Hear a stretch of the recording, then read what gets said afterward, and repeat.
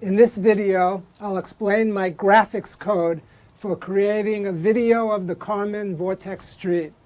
Let's have a look. I write the graphics code as a function with no input or output arguments.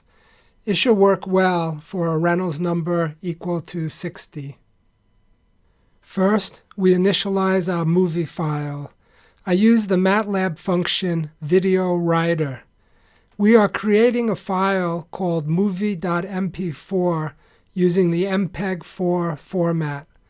I specify the quality to be its maximum value, and I specify the frame rate to be 24 frames per second. We use the open command to open the file, and I specify which fields that we're going to plot and add to the movie file as frames. So there's a subdirectory called Fields, and in this subdirectory I have saved MATLAB MAT files called re_60_number, where the number designates the flow evolution time. Next, we loop over all the saved fields to construct the plots and put the frames into the movie file. Here, for example, there are 1,000 fields, so we're going to loop over from 1 to 1,000.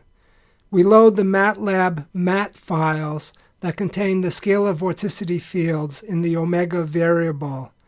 Omega is a matrix with the value of the scalar vorticity on the n by m grid.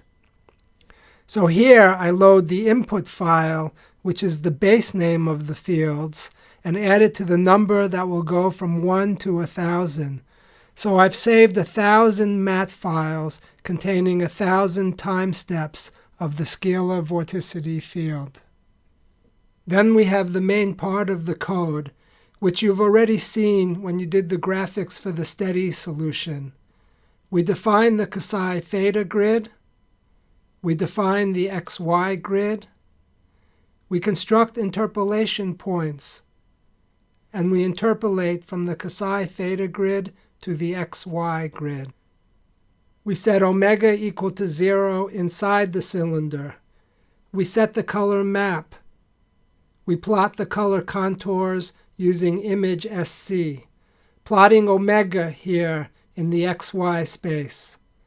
We draw a black circle for the cylinder, and then we neaten up the plot. Here, I'll write in text the evolution time of the field. So what's being saved here are the omega fields from time 1, 2, 3, all the way to time 1,000. You can modify this if you want to save different time steps.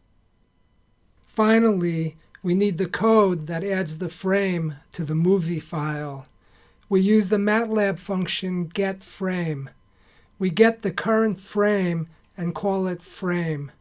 What we're doing is screen capturing the plot we just made on the computer and then writing that frame into the movie file.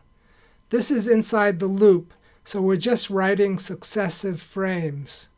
Here, we'll be writing 1,000 frames into the movie file with 24 frames per second being played. The close command refers to the plot that we just made, so we don't end up with 1,000 open plots on the computer. Since this program takes a while to run, I like to keep track of where we are in the program, so I print out the number of the field that we're currently plotting.